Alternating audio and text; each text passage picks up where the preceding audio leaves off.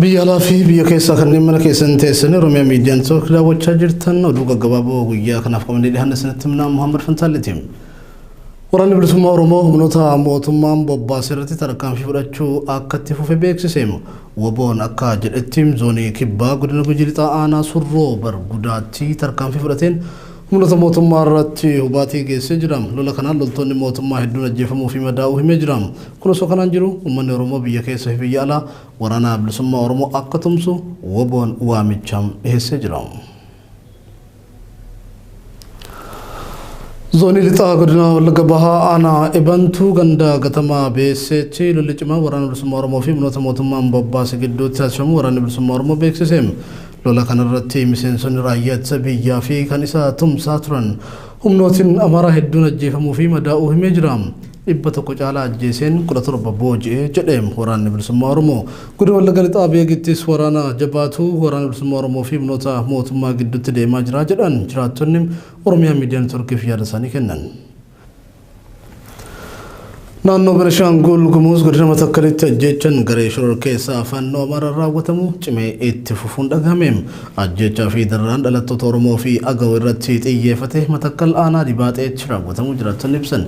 Jiraattonni har'aa OMN yaada isaanii kennan dhalattoonni Agaw 5 godina Matakkal aanaa Dibaaxee ganda Gallisaa jedhamutti haala suukanneessaan humnoota fannoo Amaaraan ajjeefamanii jiru. Gareen shoror keessaa fannoo rifaatu tokko malee namoota nagaa ajjeesaa jiraachuu eeranii garee kana duuba mootummaa naannoo Amaaraatu jira jedhanii jiru. Oduma walqabateen naannoo Benishaangul Gumuz godina Matakkal aanaa Dibaaxeetti abbaa gadaa Oromoota Matakkal dabaloo hiikaa dabalatee lakkoofsi dhalattoota Oromoo humna addaa Amaaraan hidhamanii 300 caalaa jedhame. Maatiin har'aa Oromiyaa miidiyaa neetwoorkiif yaada kennan namoonni jumlaan hidhaatti guuramaa jiran kunneen gaafa jalqaba qabaman irraa eegalee hanga mana hidhaa keessatti reebichi cimaan humnoota kanaan irratti raawwatamaa jiraachuu himanii jiru. Namoota mana hidhaa jiraniif maatiin nyaata qabatanii dhaqan akka hin kennineef yoo guraman itti siqanii dubbisuuf illee dhorkamaa jiraachuu fi haalli hidhamtoonni keessa jiran hammaataa ta'uu dubbatan. Humni addaa naannoo Amaaraa naannoo Benishaangul Gumuz godina Matakkal qubsiifame isin waraana bilisummaa Oromooti waraanicha gargaarti jedhee dhalattoota Oromoo nagaan jiraatan jumlaan hidhaatti guuree dararaa jira jechuun jiraattonni komatu. Torban kabaja ayyaana fiichee cambalaalaa saba Sidaama magaalaa Hawaasaatti har'aa kabajamu eegaleem. Ayyaanni jijjiirraa bara haaraa uummata Sidaamaa kun jiruu fi jireenya aadaa fi amantaa akkasumas sirna bulmaata uummata Sidaamaa keessatti hiikoo guddaa akka qabutu himama. Ayyaantu saba Sidaamaatiin guyyaan kabaja ayyaanichaa akka murteeffamu miidiyaan naannichaa kan gabaase yoo ta'u guyyaa jalqabii bara haaraa ayyaanni kun itti kabajamu baruuf ragaan ayyaantota amma mirkanaa'utti jala bultiin ayyaanichaa naannicha keessatti har'arraa eegaleen kabajama jedhameera. Fiichee cambalaalaan magaalaa Hawaasaatti ebla 20 fi 21 sagantaa simpooziyemitiin akka kabajamuuf sochiin eegaluusaa miidiyaalee naannichaatiin gabaafameera. Haleellaan tibbana uummata musliimaa magaalaa Gondar irratti fiinxalayyiin Amaaraa raawwatan akka tasaa waan ta'e miti jedhame. Namoonni dhimma kanatti dhiheenyaan hordofan Oromiyaa miidiyaa neetwoorkiif yaada kennaniin madda haleellaa kanaa kallattii mootummaan bilxiginnaa sirna moofaa deebisee ijaaruuf qabatee deemaa jirurraa kan maddeedha jedhan.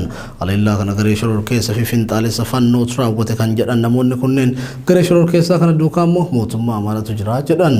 Haleellaa Gondaritti raawwatamee fi garee kanaan bakka garaagaraatti tarkaanfii fudhatamaa jiru galmi isaa saboota fi sablammoota akkasumas hordoftoota amantiiwwan garaagaraa cunqursuun sirna moofaa deebisuudha jedhanii jiru.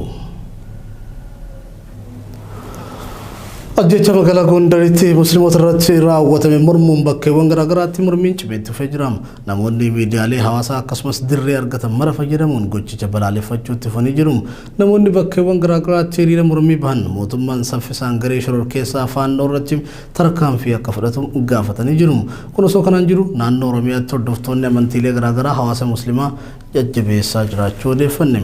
Ajjecha musliimoota irratti raawwatame nu dhukkubsee jira kan jedhan hordoftoonni amantaa kiristaanaa magaalaa Naqamtee musliimoota soomanaan oolan aftira galgalaa afxarsiisuun ibsamee jira.